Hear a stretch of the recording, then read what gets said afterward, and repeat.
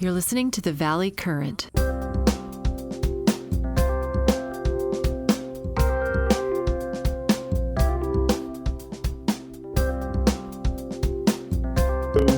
Meetings with my father. You're a class of 1980, as am I. Right. And you went to Yale, which is the place I wanted to go to, but I was waitlisted. And I went to UCLA instead because a friend said, look, worst case, Jack, you'll be able to exit after a year and start a software company, which has always been your dream. And so you'll go to the West Coast, and if you don't like law school, you'll find a bunch of people that are into software there. Because I had been... Where did you grow up? So I was born in Queens and grew up in Brooklyn. And then from Brooklyn, went to school both in Brooklyn and City University Graduate Center, combined master's and bachelor's degree in computer science and information science. And when I graduated, I thought I was going to start a software company. And I thought the future is software. And I was great at programming because I worked as a graduate student in the mainframe computing facility, which was then in Manhattan, very expensive space, but it was actually located on 42nd Street on like the 55th floor of a very famous building called the Grace Building. If you look it up, you'll see there's still pictures of it. It's that one that looks triangular, kind of goes up in the air like this. Anyway, at a point, this is a good story because I told your dad, which is sort of how we got reconnected. I saw you give a great presentation a couple of days ago on kind of the future of IP with Judge Michelle, formerly of the Federal Circuit, now retired. And I said, man, I got to contact David because A, he looks just like his dad, and B, you know, I've got some great stories he's probably never heard that are worthwhile to get to. Good. Okay, I love it. Yeah, I was saying, I told your dad this story because he was my first year advisor. And I remember going into his office. It was this smoke-filled room. Your dad used to smoke a pipe, as you know. And he didn't mind smoking in his office because it was his office and no one was going to tell him not to smoke, regardless of how they felt. Probably that was true at home, I bet. You'll probably tell me that. And I go into his office, and he looks at me and says, so what brings you to California? And I said, well, I figured worst case, if law school doesn't work out, I can basically start a software company. I've got a master's degree in computer science, and I worked for the last 4 years through both college and graduate school as a programmer in Manhattan for City University of New York. So I actually know how to code pretty well. He said, yeah, but you know, that could be interesting, but law is just so much more challenging. You'll be so much better off. He really did persuade me to stay on the law trail. And he threw at me, and you'll love this because you got to imagine this smoke-filled room. He threw at me the Cantu report in draft. And he said, I don't have time for all this Section 117 software stuff. These are almost the exact words. I'm still worried about copy machines in libraries and fair use. And I said to him, Professor Nimmer, software is the future. He said, I know, but we haven't even figured out copy machines yet. And so he said, I'm focused on that. You help me with the 117 stuff. So I read that report inside out and spent a lot of time with him, and ultimately we ended up with what we ended up. I don't think it's perfect, but you know, for the number of words that we used, it carries enough punch to it. I wrote an article in the UCLA Law Review called "Codifying Copyright Comprehensively," and I used my father's insights from the Cantu report to kind of play around with them, 40 years later. Like 20. It's now 40 years later, but I guess that was almost 20 years ago. So if you haven't seen that article, you might be interested in it. I think I've seen it. I think when I first read it, I was wondering, scratching my head a little bit about, did you actually get some of the testimony that I gave in DC? Because I said we need a sui generis approach and we need our own form, which I said, let's call it form-CP. Forget about TX. Forget about VA. There's all these different forms that people try to use for software, whether it's a user interface type case or it's a case that's a code-based case. There actually is not that much software that's registered with the Copyright Office. People still worry about their trade secrets, as you know. And what I said is we need a form and Right. we need some way to expressly preserve trade secrets. And people that were on that committee at the time that were listening at testimony said, don't you have to give up trade secrets to get copyright? Isn't there a choice that you have to make? Isn't this a little bit like the patent regime where, hey, you give up trade? Like, they confuse intellectual property all the time. I mean, I say the Supreme Court confuses intellectual property all the time. They look at it like one big jambalaya, and, you know, what ingredients you throw in don't matter. You know, they just have to be thrown in and mixed together somehow. My joke is that partners at Irell and Manella call me up and say, okay, I have a copyright question. How do I patent my trademark? Right. And that's a really good firm. I mean, I want to remember that your dad, but I think your dad did work for Morrison and Foerster, right? What firm was he affiliated with? No, Sidley and Austin. Sidley and Austin, because I remember the other thing he called me into his office on, he said, we've got this case we're briefing in the Supreme Court. I might need a little bit of your time to deal with like footnote 26 of the brief. Do you have a few hours to run down for me? And I remember thinking, so are you working for a law firm? And he said, yeah, these guys pay me like $500 an hour. This was like 1977 or 1978. He said, these guys pay me $500 an hour. Are you kidding me? That's like making today $25,000 an hour, you know? By the way, how's your Italian? Not good. Not good at all. I've been thinking about going back to classes. I rue the day that my parents refused to speak Italian except at night between themselves about what was wrong with America. They thought it was un-American to use it. Right. It's too bad. I just gave it. I've given many talks in Italian, and I just gave one like on Zoom. So when did you learn? Two classes. One was. When did you learn Italian, David? I actually went to classes in the church in Chinatown in 1980 after I graduated, when I was a law clerk on the Ninth Circuit. Wow, that's interesting. So you took regular classes and with the goal of maybe retiring in Italy someday, because that's a goal for a lot of people. My goal was to appreciate opera better, and my main teacher was the libretti for opera. When I would look at the text, Italian, French, English. They also had German, but that did not help. Oh, that's great. What Supreme Court case was that? Do you have any recollection? I want to say, but you know, I should actually know the answer to this, and I fear I'm going to have to look back in some old boxes of notes. But I want to say it was something that he ended up successfully arguing, and I wonder if I'm just getting the date wrong. But what was the date of Cohen versus California, or what was the date of?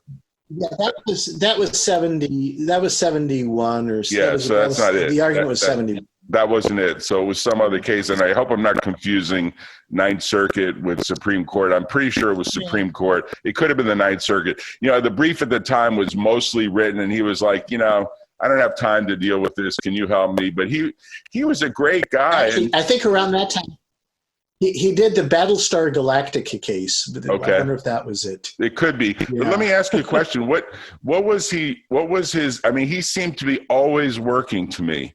He was always working. And I know he started a treatise on the First Amendment. Did that ever get finished? Because you took over the Nimmer, now the Nimmer and Nimmer. So it was published in his lifetime, and it was called Nimmer on Freedom of Speech. And he died shortly thereafter, and so it never got the legs, never got the traction. And then it was taken over briefly by a guy named Rodney Smolla, and then I think it basically disappeared. In fact, I wonder what happens if you do a search right now. I'm going to see what happens. Like on Amazon or eBay, that sort of thing? I'm just going to do a Google search. Let's see what happens. Well, okay, so yeah, so you get a reference to Rodney Smolla's revision of it. Okay, actually, interesting. Okay, it's available. It is available. You can buy a set for $2,021. I mean, that's just so out of sync with today's world and today's First Amendment. That should be up on the internet and accessible for like a, daily charge or something, right? Yeah, agreed. And here's on Amazon. Let's see if you go to Amazon. You get, here's the first edition from January 1st, 1984. Of course, he died in 1985. Right. Right. But how much does it cost? No, it's not available. Okay, well, there you have it. Well, probably on eBay, there's someone that would sell something, but they never put that online. They never put that up online at all. No. So I have a copy of the old one, but yeah. But don't you as a successor have termination of transfer rights and you can get all that stuff back? Well, okay. So my brother and sister and I could terminate transferring it, but I think how much would that be worth? It would cost us $35 to do it. Probably the current value of that termination is $16.21. No, David, are you kidding me? I think that if you put that up online and you updated it, the work is in the update, and who could you get for the update? I think you guys would have a preeminent First Amendment website there that people would go to. The First Amendment law, particularly with all this slap stuff that's out there now, it's an amazing body of law, as you know. And your dad was very much of the view that First Amendment was kind of like the three legs of the stool. His view of life was, you've probably heard this because he's lectured a lot about it, is one leg of the stool is kind of like intellectual property law. One leg of the stool is like contract law, which you might, is termination of transfer stuff and how copyrights and licensing work and contracts work with copyrights and other IP. And then the third leg of the stool was First Amendment and the rights of the public to reach information, right? Yeah, no, for sure.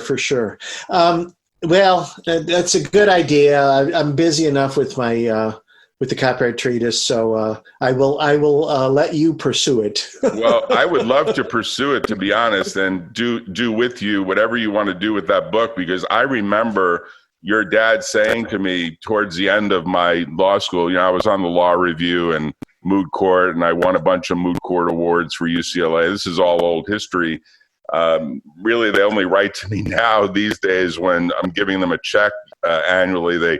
They make sure they call me up right before the end of the year to say what's going on, because I've started a nonprofit called the Foundation for Creativity and Dispute Resolution, and I'll tell you about, or we can do another call about if you have the time. But conceptually, your dad really had a big influence on my life in a big way.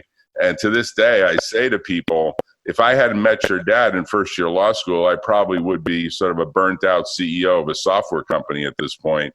Maybe I'd be richer, maybe I'd be poorer, but it would have been a completely different life.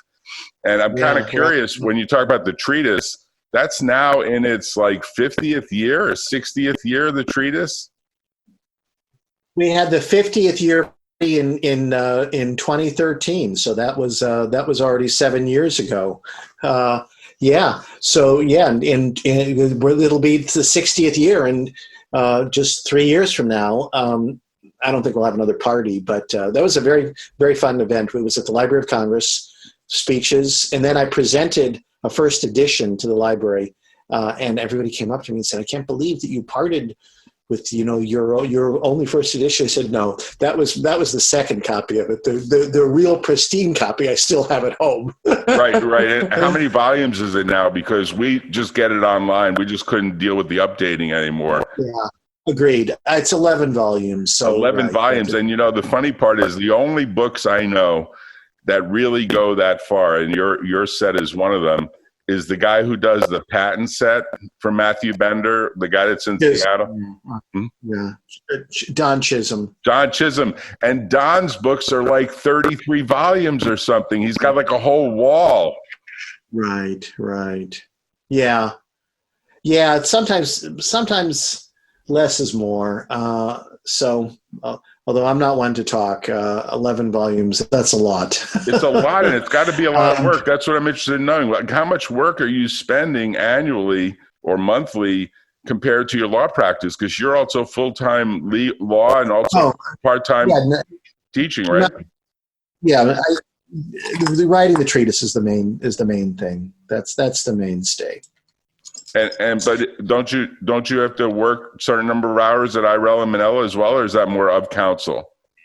I'm of counsel, and I don't have anyone helping me on the treatise, so I've just done it solo for all these years. So what can I say? I love it, so that's good. So tell me a little bit, if you can, because maybe we could give a plug to the treatise, because it's a great work for, I say, every law student needs to become familiar with Nimmer and Nimmer on copyright and a bunch of other stuff that's out there. Definitely, I'm very choosy, but I'm kind of curious, like, what's your process? You're probably watching all the advanced sheets daily as they come through, right? Advanced sheets are that you're betraying your age. I am. I don't like the advanced sheets. I just get the once it's in final. I like to have the printout. You get the actual and I West. Go through, you get the actual West printout. Yeah, and that way I can mark it up. I can mark up the things that I think are important, and then I personally go through it with a fine-tooth comb, and I decide everything that needs to be extracted from that case, and I focus on the mistakes, and then even more than that, I focus on what is not said, which is why it would be impossible for me to train anyone, because frequently the most important thing about a case is what it does not cite, what it ignores, an adjacent area that it was unaware of and really should have been taken into account. I guess I see that as one of my main values of bringing coherence to the law by saying, look, here's a case that decided this, and here's a case that decided that, and they had no idea about each other. But what you have to do is put it together to have a unified view of the law. Right. And when you see these breadcrumbs and the failure to connect the dots as you're describing, do you say to yourself there was probably bad lawyering below, or do you say, no, the judges just decided to go a certain way, or some combination of the above? Because sometimes the judges make mistakes because the appellate lawyers or the underlying trial lawyers are just not really as comprehensively reviewing the case law as you do. Okay, so usually my assumption is it was bad lawyering, but sometimes it's so egregious that I think, oh my God, the court does not talk about this. Could it be that the parties never even brought it to their attention? So then I get the brief and I look at it, and then I comment that the lawyers never raised the issue, or conversely, I comment this case screams out to cite the case of Jones versus Blige, and indeed the appellate's brief cited it, but the court did not go with it. So I try to give more depth in that way. Right. I would say almost 9 times out of 10, the lawyers just did not bother to cite it, and therefore the court didn't know about it. But that's no excuse for the court. A truly good judge would have found it and would know about it. Right. So let me ask you, do you see a trend in this? Because you clerked, I clerked, and we know what happens when the sausage is being made. Do you say to yourself, yeah, there's something going on here. There's too much law. My judge used to say there's too much law. We publish too many cases. He used to say a solo lawyer can't afford to be in practice. This is back when you bought books. He wasn't even talking about the current regime, which can get expensive too. But fundamentally, do you say to yourself, no, the judges just don't have the time, or they just want to get to the outcome? And what do you say to yourself when you see that? I say to myself, there's way too much. There are too many cases published. There are too many law reviews. And even though my book is published by LexisNexis, I assign much of the blame to Westlaw and LexisNexis for putting everything out there. Less is more. We are better off as lawyers if we do not have access to that gigantic corpus. Now, who is your judge? On the District Court of Appeals, Second District, Judge Sidney Potter. He used to be a partner at, I want to say, Morrison and Forster, and then decided he couldn't deal with big firm politics, and so he went on the bench. And what I most remember doing for him, because it was state court, is a strict liability. Would there be strict liability in used products? And I remember drafting that opinion, and I'll find the citation to you and get it. But I remember saying to him, I could see how a plaintiff's lawyer could say, particularly for refurbished products, that used products should have strict liability. Well, he was like, man, we're going to shut down the market for anything and everything by extending tort principles to the absolute limit to favor plaintiffs. So he was kind of a middle of the road guy, but he leaned towards free markets and let people contract and let disclaimers work and stop putting, big tort liability on the table. Interesting. Well, I'll tell you what my pandemic project is, and then I have to run off. Every day I'm practicing a different language. I do French on Monday, Italian on Tuesday, Spanish on Wednesday. Today is Thursday. I do Hebrew, and then I culminate it with a buddy of mine. We look at the Greek text of the Septuagint, which is the biblical translation that was done 2,000 years ago. We compare the what the Greek version is to the Hebrew version, and figure out what was on their mind. Wow, that's amazing. Do you do it by Zoom or phone, or how do you actually do this? Zoom, yeah. Interesting. So it sounds like you have something that's about to start right following this one. That's in your next slot, right? Right. I'm going to run off at 9, and then let's do this if we can. I want to connect you with someone that would be really interested in this idea of what you're talking about, multiple languages. His name is Rafael Chodos. I just had a podcast with him yesterday, the day before, and he was talking about, lawyers need to learn multiple languages. And it's just funny that you're saying that's exactly what you do on a regular basis. So Rafael Chodos, where is he located? So he's in Los Angeles too. He does the treatise on fiduciary duty law. And his brother was a very famous lawyer that I got to know. His name is Hillel Chodos, now deceased. Hillel was a very famous lawyer in his day. Put him in touch with me. Good. He was like a Mel Belli of his era, but in Los Angeles. Mel Belli was up here in San Francisco. Good, wonderful. Okay, Jack, so good to talk, and thank you for reaching out, and thanks for setting up the conference. Let's do this again at some point soon, because I have a lot of questions for you if you have the time to do it. I think it'd be fun. Okay. Thank you Sounds very good. much. Okay. Bye-bye. Good. All the best. Bye-bye.